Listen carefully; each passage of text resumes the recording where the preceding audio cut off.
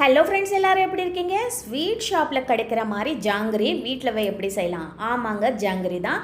Mini jangiri பண்ணியிருக்கேன் நான். பெரிய பெரிய ஜாங்கிரியாக நம்ம செஞ்சோன்னா நம்ம இவ்வளோ ஸ்வீட் சாப்பிட்றோமா நம்மளுக்கே ஒரு கில்ட்டி கான்ஷியஸ் வரும். அதனால் இந்த மாதிரி குட்டி குட்டி ஜாங்கிரி பண்ணோன்னா நல்லா 1-2 அப்பப்போ சாப்பிட்டா கூட நம்ம ஸ்வீட் சாப்பிட்ற மாதிரி இருக்கும். அதே மாதிரி நம்மளுக்கு அந்த கில்ட்டி கான்ஷியஸ், ரொம்ப ஸ்வீட் சாப்பிட்றோமோ என்ற ஒரு கில்ட்டி கான்ஷியஸ் இருக்காது. அதனால நான் எப்போவுமே ஜாங்கிரி பண்ணும்போது மினி ஜாங்கிரி தாங்க பண்ணுவேன்.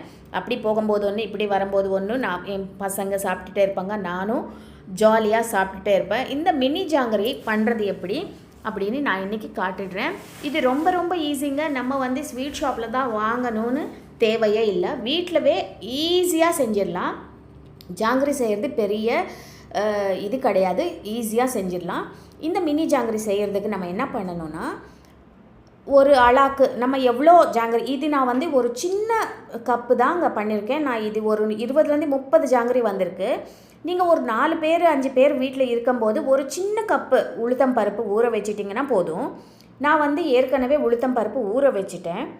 ஊற வச்சதுக்கப்புறம் ஒரு 2 மணி நேரம் 2-3 வாட்டி நல்லா அலசிடுங்க. உளுத்தம் பருப்பு அலசிட்டு ஒரு 2 மணி நேரம் ஊற வச்சுக்கோங்க. ஊற வச்சதுக்கப்புறம் நம்ம என்ன பண்ணணும்னா, இந்த உளுத்தம் பருப்பு நல்லா தண்ணியெல்லாம் வடிகட்டிடுங்க. தண்ணியெல்லாம் வடிகட்டிட்டு நம்ம மிக்ஸி ஜாரில் போட்டு அரைச்சிக்க போகிறோம். ஃபஸ்ட் டைம் என் சேனல் பார்க்குறீங்க, கண்டிப்பாக சேனலுக்கு சப்ஸ்கிரைப் பண்ண மட்டும் மறக்காதீங்க. உங்கள் ஃப்ரெண்ட்ஸ்க்கும் ரிலேட்டிவ்ஸ்க்கும் ஷேர் பண்ணவும் மறக்காதீங்க. உங்கள் சப்போர்ட் எனக்கு ரொம்ப ரொம்ப முக்கியம்.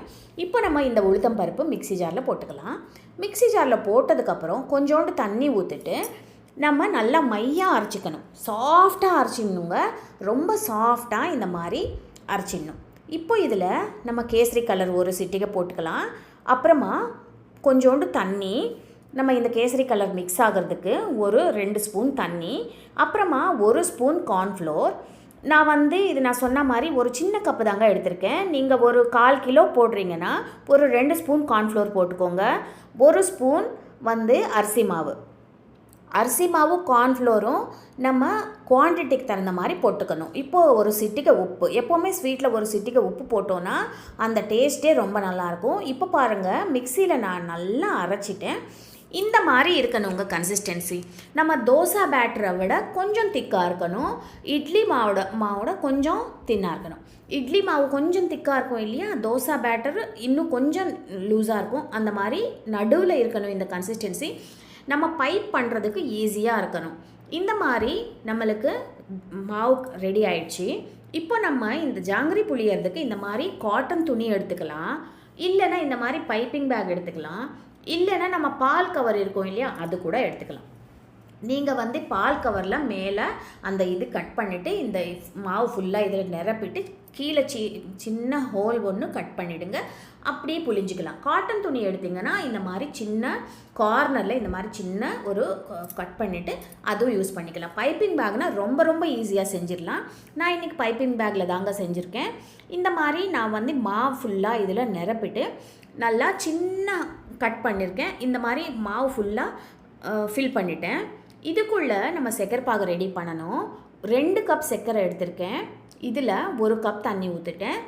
இந்த பாகு நம்மளுக்கு ஒரு கம்பி பதம் கூட நம்ம பார்க்க தேவையில்லைங்க. நல்லா ஒரு சர்க்கரை போட்டதுக்கப்புறம் ஒரு 5 நிமிஷம் கொதிக்க வைங்க. அவ்வளோதான், நல்லா நம்மளுக்கு சர்க்கரை பாகு ரெடி ஆகிடும்.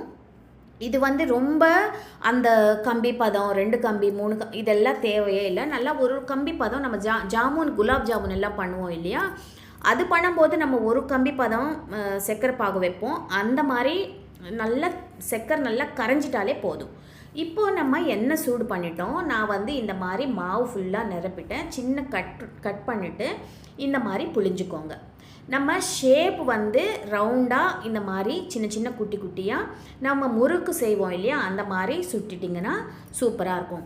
இப்போ நம்ம போட்ட உடனே கரண்டி வைக்க வேணாம். இது ஒரு 2 நிமிஷம் ஆனதுக்கப்புறமா நம்ம மெலிசாக இந்த கரண்டியில் லேசாக இப்படி எடுத்து விட்டோன்னா ஜாங்கிரி நல்லா மேலே மிதந்தி வந்துடும். 2வது பக்கமும் திருப்பிட்டு 2 பக்கமும் நல்லா ஃப்ரை பண்ணிக்கோங்க. இது அந்த சலசலப்பு இருக்கு இல்லையா, எண்ணெயில் அந்த சலசலப்பு எல்லாம் போனதுக்கப்புறம் நீங்கள் ஜாங்கிரி ரெடி ஆகிடும், எடுத்துடலாம். கலர் பார்த்திங்களா, சூப்பராக வந்திருக்கு. நம்ம கேசரி கலர் போட்டோம் இல்லையா, அதனால் சூப்பராக வந்திருக்கு. இப்போ நம்ம சர்க்கரை பாகில் இந்த ஜாங்கிரி எல்லாம் போட்டுட்டு ஒரு 5 நிமிஷம் ஊறட்டும்.